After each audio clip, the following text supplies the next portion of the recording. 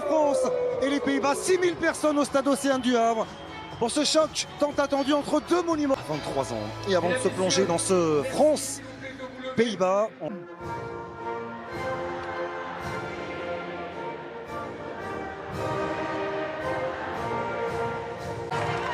Toujours autant d'émotions lorsque l'on entend retentir cette Marseillaise. On l'a vu dans les yeux de Kenza Dali. On marque une courte pause et puis on se retrouve ici pour le coup d'envoi au stade Océane du Havre. Le coup d'envoi de ce France-Pays-Bas. Restez avec nous, à tout de suite. Le temps pour nous d'aller saluer de nouveau Karine au plus près de cette pelouse et conditions de la part de Clara Matteo. Deux passes D pour Clara Matteo. De terrain offensif ou attaquante, mais à main du Paris FC. On rappelle qu'elle a marqué 8 buts cette saison en championnat avec le Paris FC. Clara Matteo, qu'elle a avec l'équipe de France et ça lui convient bien. Exactement, c'est une joueuse qui non seulement... Les Néerlandaises battues par les États-Unis, qui avaient souffert notamment face à la Zambie aussi. Baltimore avec Karchaoui qui est parti à grandes enjambées. Sakina Karchaoui. Il y avait de toute façon une position de hors-jeu. Le drapeau s'est élevé du côté de l'assistante Huerta de Asa. Et là c'était très bien joué. Pas du tout. Elle ne l'était pas du tout en position de hors-jeu. Elle était couverte plein axe. Sakina Karchaoui. C'était un bon ballon de centre. Déclenchée par Khadija Toudiani. Il y a des imprécisions techniques à l'équipe de France d'en profiter. Exactement. Hein. On sait qu'elles vont aller très vite vers l'avant, mais dès qu'il pourra y avoir une récupération, ce jeu en tout cas d'aller vers l'avant, d'imposer son rythme et mettre la pression à l'adversaire. En plus des quatuors et mixtes pour travailler au niveau de la VAR de Ligue 1 et Ligue 2 et continuer à progresser pour l'analyse des matchs. Attention, Berenstein, elle est partie, elle est passée en vitesse face à Sakina Karchaoui, le bon centre, elle était un peu courte. Pauline par Gejembok. Il y a eu sacré duel, elles sont toutes les deux rapides et on voit Linette utiliser son bras pour passer devant et glisser ce ballon. En fait, c'est des moments pour engranger de la confiance, comme on dit, savoir où on en est, en termes d'impact, de qualité, de vitesse. Donc ces moments, gagner, c'est toujours important pour le collectif, pour la confiance. En grande compétition internationale pour l'équipe de France, c'est cette demi-finale de la Coupe du Monde en 2011. Cette défaite qui a bien sûr laissé des traces face aux États-Unis. Chez Believes Cup, il y a eu ce titre en tournoi de France. Et un manque de communication côté Pays-Bas. Et la récupération pour Sakina Karchaoui. Elle est seule face à deux Néerlandaises, mais dernière minute du temps réglementaire de cette première période. L'équipe de France qui mène 2-0. Début signé Wendy. Durant tout le tournoi, les filles à la perte du ballon de revenir.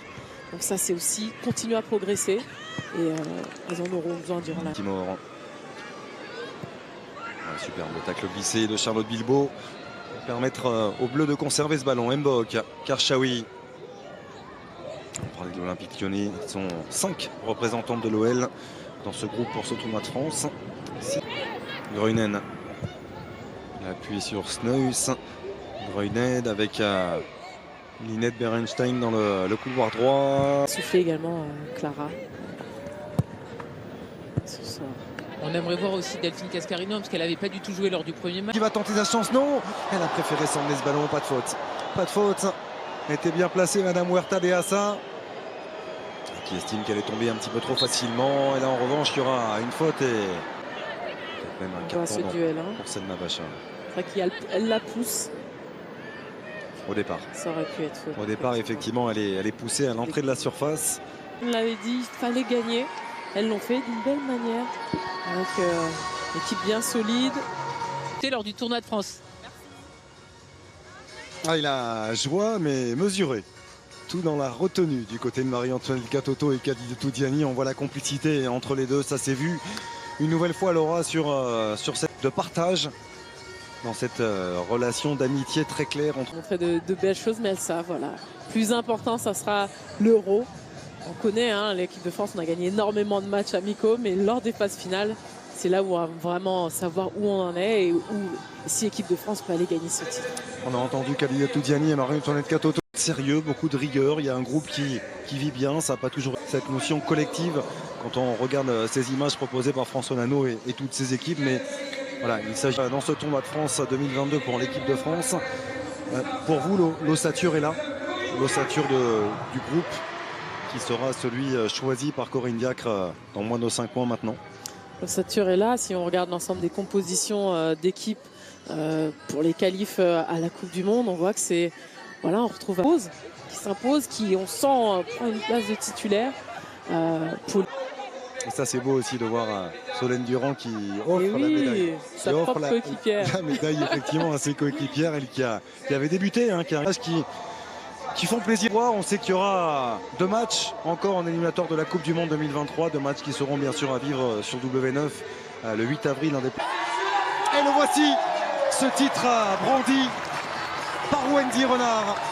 La revenante, elle aussi dans ce groupe France qui n'a pas tardé à reprendre ce brassard de capitaine. 129e sélection pour Wendy Renard qui donc lève ce titre. Le tournoi de France 2022 pour l'équipe de France, ça avait été le cas il y a 2 ans quasiment jour pour jour. Ça l'est de nouveau et on s'en réjouit pour nos Bleus grâce notamment à cette victoire face aux Pays-Bas, un doublé de marque. Pays de Galles, pardon, face à la France. Puis le 12 avril, les Bleus recevront la Slovénie. Et puis dès jeudi 18h45, mon cher Xavier, vous serez un petit peu au bout du monde à Bakou.